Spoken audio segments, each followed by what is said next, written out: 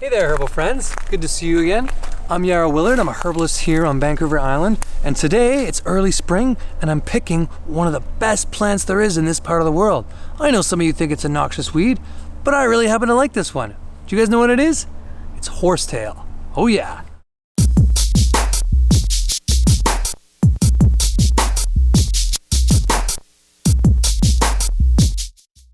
So right here we have the two different types of horsetail that grow in this part of the world. The Equisetum talmateria, which is the tall giant horsetail, the northern horsetail, as well as the Equisetum arnese, which is the main medicinal one that we use. And this is the field horsetail, which is these small ones. You can see, I'll show you a couple of them. They're just growing up in the spring, and this is when we really like to work with them. Whereas see this big, thick stalked one? This is gonna shoot up to be about 3 feet tall. Whereas these little stalked ones, which are the field horsetail, they're gonna stay about this size the whole time along their life. So as you can see in this area, we're in a bit of a wet soil. Horsetail likes to have its feet wet.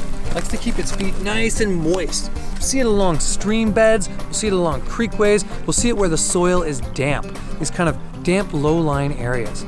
This plant is a gymnosperm, and what that means is it's a non-flowering plant, i.e. this plant does not produce a flower. It's an ancient plant, so it works in a different kind of morphology. It likes to produce these flowering heads, like so.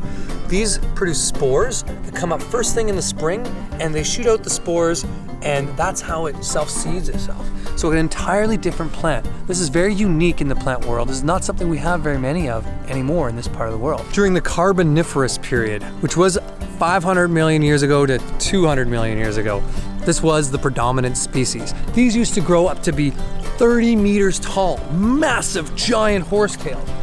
These things happen to be what fuel our society. What do I mean by that? Well, because they were the main carbon bank during that era, where the fossilized records have shown that most of our coal comes from horsetail forests. 100 millions of years of this forest breaking down is what's created a lot of the energy sources that we now use to run our planet. You've used this way more than you realize just by running an automobile. When a lot of people think of horsetail, they think, oh no, that weed in my garden I just can't get rid of. And it's true, you can't get rid of that. I've dug down into my soil 3 feet down, and there are these small rhizome roots that are traveling through the soil still. It's almost impossible to get rid of. But we like to think the best herbs are actually these weeds, and horsetail is one of those. This herb has been used for thousands of years by every culture in which it was found. From the ancient Chinese, the Romans, the Greeks, all through Europe, all through North America, this has been prized as medicine. The ones we have today are quite a bit smaller, but still, they are a powerful and very robust plant. They have a lot of chi in these things. You can pick them all day long, and yet they still come back. When you break it apart, as you can see, it breaks in these segments. It's got segmented stems. Now, one of my favorite herbalists, Matthew Wood, talks about how this doctrine of signature of how this breaks at all these joints is really kind of how it works in the body. It helps work with our skeletal system, with our joints, with all those parts of the body. So we see that it's not just good for bones, it's also good for nails, it's also good for flexibility and joint inflammation. So that's one way in which this plant can be used, but there are a lot of other ways. This plant has really deep roots, and one of the unique things about it is that it has the ability to pull in all kinds of minerals that we wouldn't find in other plants. So this happens to be one of the highest in silica, but there's also lots of phosphorus, iron, calcium, magnesium, manganese, all kinds of other minerals in here, giving it a lot of unique properties. Because it's got a lot of saponin groups in it and phytosterols and this type of thing, it also helps emulsify fats and waters. This plant was actually used as a pot scrub and as a polisher, almost as sandpaper and even, for helping to clean surfaces and scrub surfaces. So this might be the original pot brush. We can use it like a scrub. This is one way we might use it externally. Now you also see as I mash this, there's a lot of juices in here. This plant would be used to dye things that nice light green color. If we dry this out, it's gonna help be a nice fine sandpaper. So it can be used with woodwork as well as pre-varnishing something just to give it that smooth, nice edge. The silica in here will help rub against the tissues or against the wood grain and help clean those surfaces and make them nice and ready to go. Now, even though this has been used as medicine for a long period of time, there's quite a few counterindications into using it for longer than 2 months, which means we want to use it sparingly, or maybe 2 months at a time at the max, but that's really all it's going to grow in the season. So just like other plants, we'll use it in the spring really as a main time of use. This is the main part we're going to use as medicine, is these non-flowering heads, but this part here, the flowering heads, can be eaten as food. In fact, this would be one of my favorite spring foods. Because of all the minerals, it's actually got a lot of electrolytes in it. So I'll take these flowering heads here that produce the spores, and I'll peel back this brown part here, and this nice stem is crispy and tasty. So we'll eat some of those. Say we're out on a walk, and we need a little bit of extra energy. Whoa! You want some? Let's see if we can find some more. Come on. So this is that field horsetail. It's got quite a bit smaller stalk. We're not going to get quite as much moisture out of this. Still, as you can taste it, when you taste this plant, you'll taste that there's not much flavor to that. And so you know it's pretty safe in that sense, that plants that have really strong flavor is often that's our body telling us, whoa, whoa, whoa, it's a little too much. Can only handle a little bit of this. Now I have overdone it with these. I've eaten about 30, 40 in a day. At the end of the day being like, oh, okay, you know what, maybe that's a little too many. So like everything, be careful and take it all with a grain of dulse. All right. Now, as a medicine, there are so many ways we can use this plant. It's got such a great use in the body. One of the ways is internally in the mouth for gingivitis and cleansing the oral cavity. So if we're gonna do this, we might just take a little bit like this off the top of a young plant and chew on it for a bit. Give it a nice mastication in our mouth, and then suck the juices into our mouth. Kind of, and then we'll spit it out after a little bit. Not swallowing it, like so. Anyway, the idea is that we're going to change the ecology of our mouth by doing this, by sucking on a bit of the juices. And it's going to help with some of its antibacterial and anti-inflammatory properties, but also just kind of building better strengthening of the tissues. And because it's slightly astringent, it's going to tone those gums and help that way. They said that horsetail can strengthen the immune system, as well as just kind of work with building better blood. And that astringent factor helps to tone the arteries and capillary beds of the body. It's even been said to help show a benefit with type 2 diabetes. And for 2 months a year, this might be a great way to just kind of tone the blood, tone the body, and help stabilize the whole system. Now that astringency that we see in this has many other uses in the body.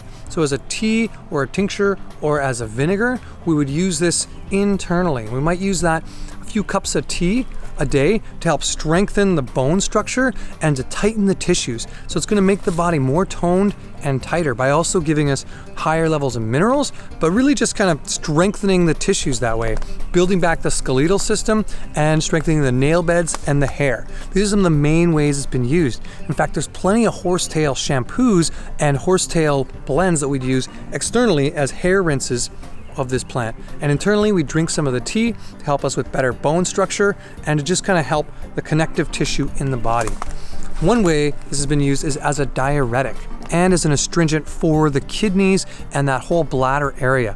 We'll also see that with enlarged prostate. People are using horsetail as well as the horsetail root, but really mostly the horsetail top like this is the main part we're using for astringing and toning the kidneys, whether it's infection or whether it's just tightening the tissues down there. As a compress or as a tea externally, this plant can be great to work with for fractures, sprains, strained muscles, all these kinds of things to tighten the tissues and help repair and build that back.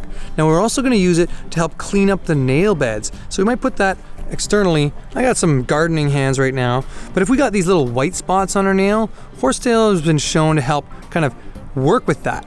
As well as we might do that internally as a tea, we might stick some of this on and just kind of make those compresses to help strengthen our nail beds, strengthen our teeth, strengthen our hair, kind of any of these types of tissues. The silica in this is going to work wonders. Just like other plant medicine, it's all in the dose. This one can be used in macro doses and micro doses. Although, as I was saying before, small periods of time. 2 months is the max we kind of want to use horsetail. Why? That heavy load of minerals might build up in the body, and we just want to help move that through and just not have it for such a long period of time. Small doses, i.e. single drop therapies, have a whole nother effect on the body. Now, Matthew Wood talks about using this in single drop therapy. How we do this is just a few drops on the tongue and hold it in the mouth. This has been used similar to that homeopathic silica, which is helpful for kind of fidgeting and nervousness and anxiety and tension and nail biting and all these kind of like tensile things can help calm down a lot of that. So when I'm feeling like this, I might just take a little bit of horsetail, take it easy. And what I like to think is that this plant helps connect us deeper to that ancient wisdom of this planet. We gotta remember, this species has been around on this planet for over 500 million years. That means it knows everything about the history of this planet. It's wise. It's an old sage plant. And so that's how we might want to use it, is helping connect us deeper with how to show up in the world. Now, we want to harvest horsetail as medicine in the first part of its life, when it's nice and young. This is the perfect time to harvest this.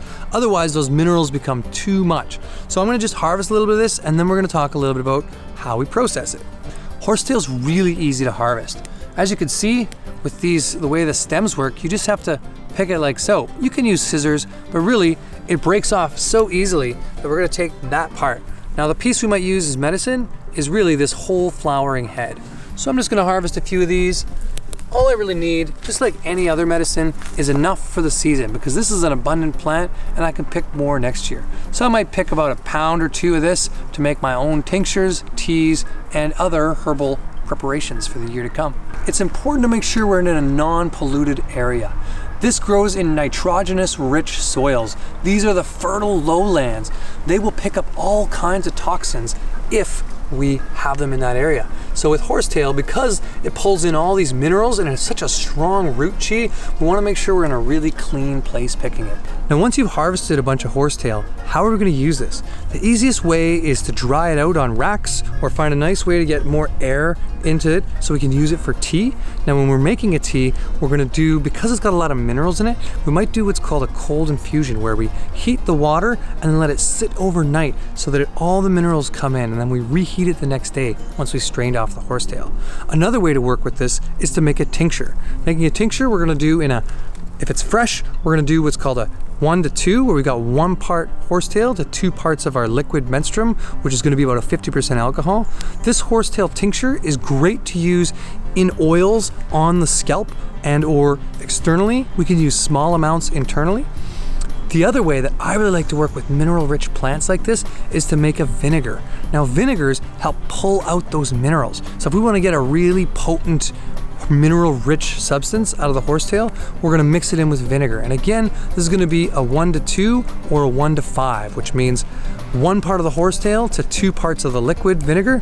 I like to use apple cider vinegar. Now, how do we use this? We're going to use this either as a salad dressing, or we might put this into our food that way. Or another great way is doing vinegars in baths. So we might put a little bit of that apple cider vinegar with the horsetail into our bath to give us that mineral richness that's going to help with our skin, our hair, our nails, our whole body. These are a couple of ways to use this. There's other ways we could use this plant too, as a poultice, as a compress, and just as that herbal bath. So there's so much we can do with plants like this. The more we learn a little bit of herbal pharmacy, the better we get at using these plants and finding great ways to bring them into our lives. Even though this plant is known as a weed and is really hard to get out of our lives, I like to think of it as one of the most powerful teachers that we have in this part of the world. This has been around for a long time, and I like to think that horsetail holds ancient wisdom and ancient knowledge of this planet.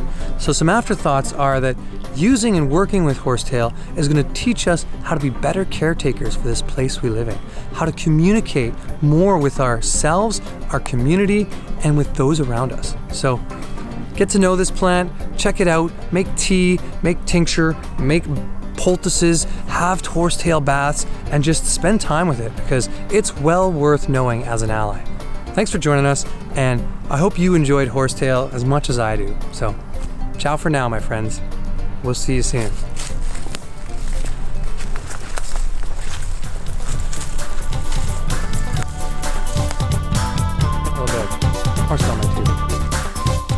you really think this looks like a horse's tail? Not really. But anyway. Now Shane Phillip talks about using this. All right, ready? Yep. Now Matthew Wood, this has been said to help give nice, long, robust hair. Let me try that for a second. No, I don't have, my hair doesn't look good today, I don't think.